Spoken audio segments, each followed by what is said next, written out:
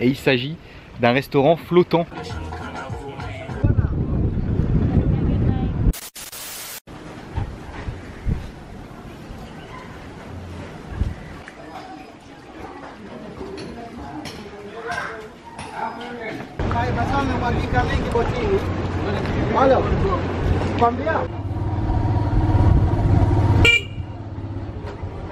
Hello, brother. How are you? Hello. Son, I'm gonna show so home. Take pictures free. No? Yeah, sure. This is a nice. This is the place I was telling you, a good area to take picture.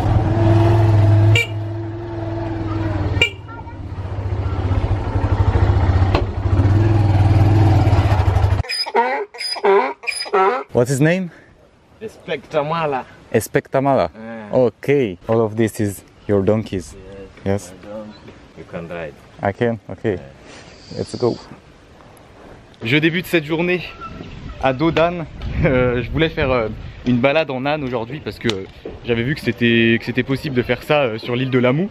Donc j'ai croisé un gars par hasard, un gars que j'avais déjà vu hier, avec qui j'avais discuté un peu. Il m'a demandé ce que je comptais faire aujourd'hui, donc je lui ai dit que je cherchais à faire une balade en âne. Et il m'a dit si tu veux, moi j'habite dans un village pas très loin et j'ai des ânes. Donc je peux te faire une balade en âne, mais c'est pas son travail. En gros, il fait pas ça normalement. C'est juste qu'il a des ânes et il est cool. Normalement, lui, c'est un chauffeur de taxi moto. Et du coup, il m'a demandé combien j'étais prêt à payer pour faire une balade de environ 1 heure en âne dans son village. Donc au début, je lui ai dit environ 500 shillings, je sais pas. Enfin, je savais pas trop combien ça coûterait à peu près. Et au final, on s'est arrangé.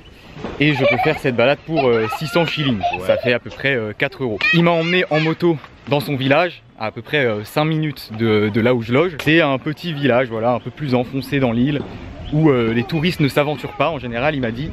Donc ça m'arrangeait de faire la balade ici, parce que vu que j'ai déjà visité la vieille ville là-bas, c'est plus sympa de venir dans un endroit que j'ai pas encore vu. Donc c'est pas lui là qui est derrière moi, c'est son frère en fait, c'est le frère de la personne que j'ai rencontré qui me fait faire la balade avec cet âne. Voilà, c'est incroyable, franchement. Je me retrouve à dos d'âne sur une île paumée au nord du Kenya, dans un village complètement paumé. Quelle vie. Franchement c'est fou, c'est énorme. And I'm with Mohamed. Mohammed. Yes. My name is Mohammed. Okay. So what's the name of the village? Iskandahar. Iskandahar. Ok, on est dans le village de Iskandahar. He wants water, okay. So are you? He will drink.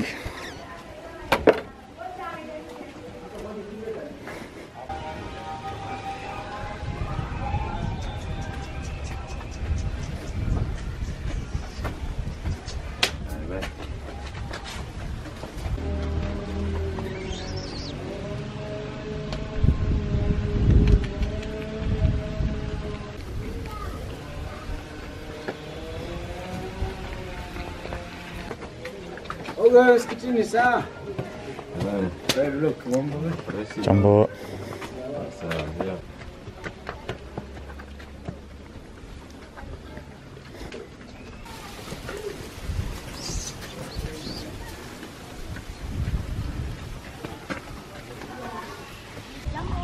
Jumbo. Jumbo. Jumbo. Jumbo. Jumbo.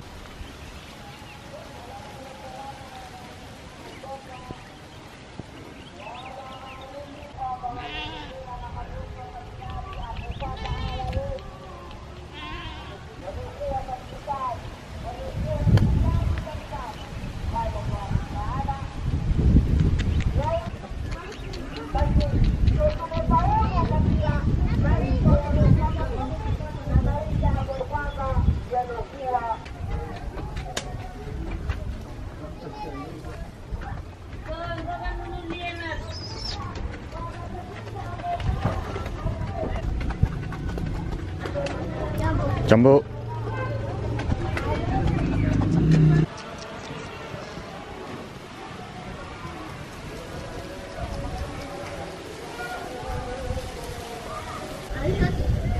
Jumbo. Jumbo.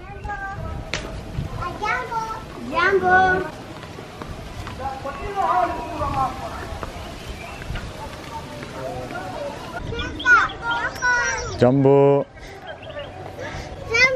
Jumbo. Yeah. Yeah. Jumbo.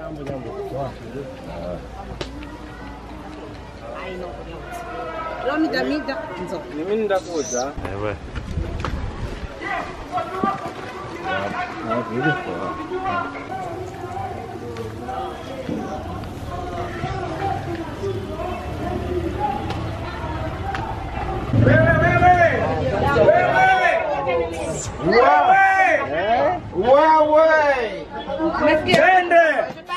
I'm looking for you, my brother.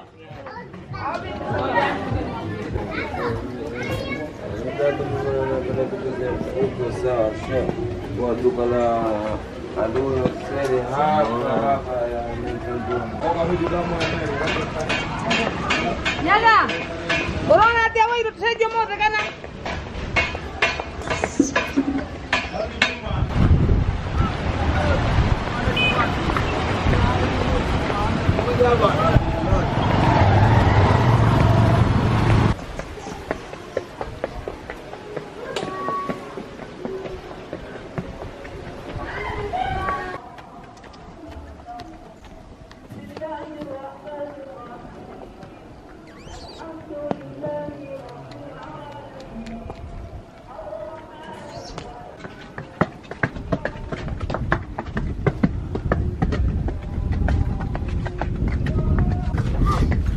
Jumbo. Jambo. Jumbo.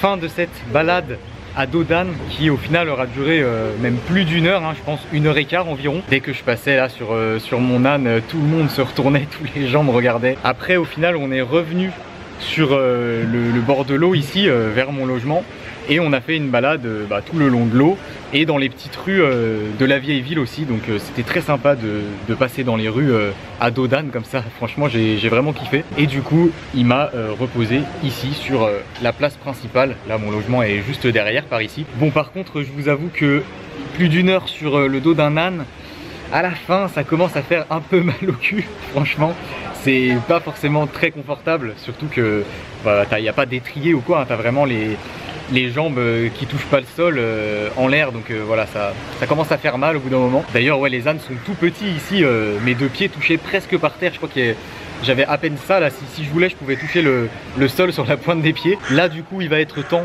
d'aller manger. Pour le repas de ce midi, j'ai réservé dans un restaurant très atypique, on va aller voir ça tout de suite.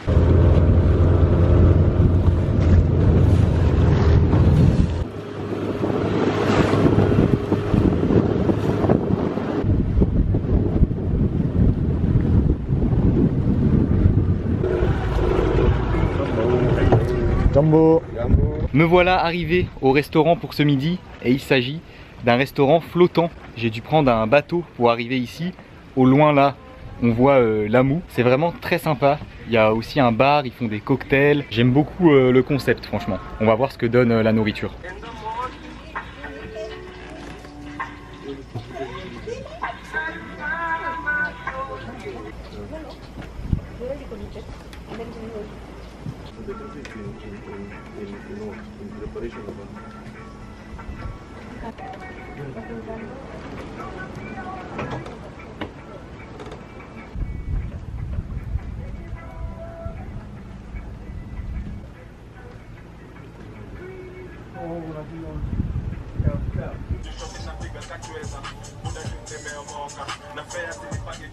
On commence les hostilités avec un petit cocktail maison fait avec du rhum et des jus de fruits pressés.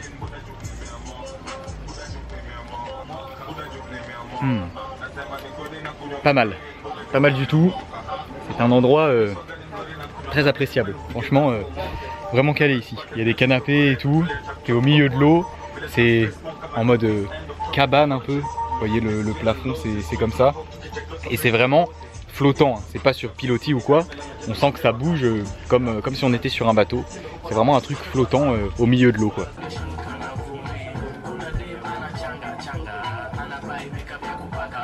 J'ai commandé un poisson entier grillé. Et oui, au fait, je vous ai pas dit, dans ce restaurant, je suis en compagnie de Denis, le Belge, qui loge dans la même guest house que moi, à la Moue.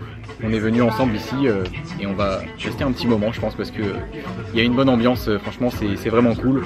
On a recommandé une bière aussi. C'est une après-midi détente aujourd'hui.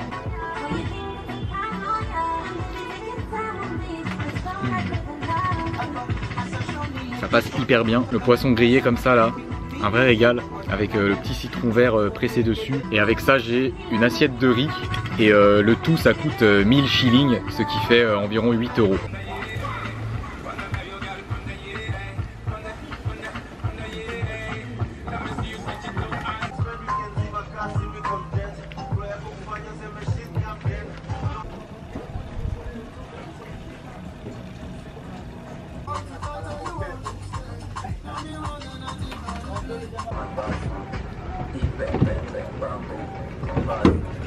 Thank you, bye.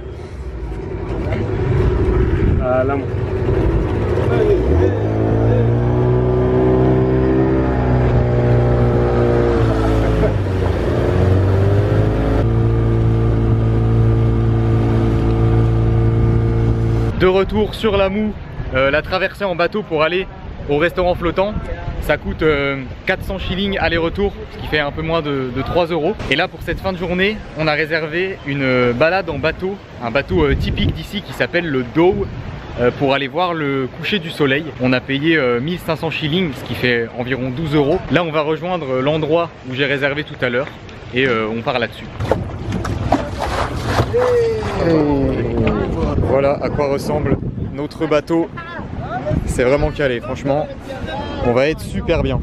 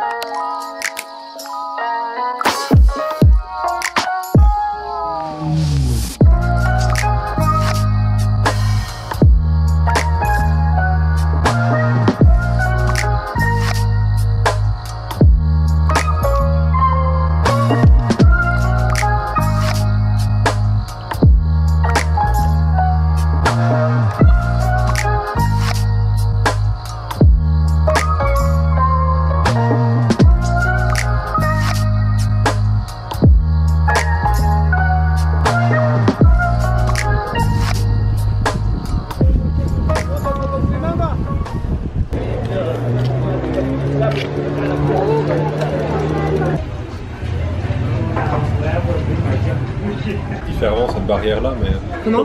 faut arriver à faire cette barrière, cette Ouais. différence là.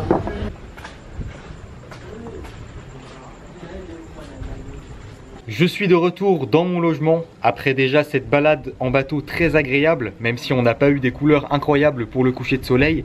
On nous a dit qu'apparemment quand c'est moins nuageux, c'était vraiment magnifique, il y avait plein de couleurs orangées dans le ciel. On n'a pas eu cette chance, mais c'était quand même très cool là sur ce bateau avec la voile.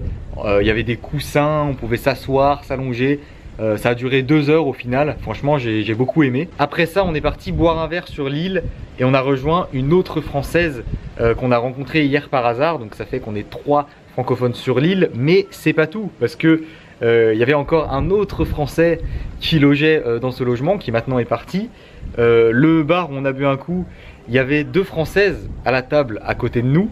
Enfin, il n'y a que des Français sur cette île, c'est un truc de fou, franchement, c'est abusé. Je suis pas le seul à avoir fui le couvre-feu de la France, apparemment. Un gros merci aux tipeurs du jour, Victor, Anne-Colline, Jordan et Dimitri. C'était une excellente journée, encore une fois ici.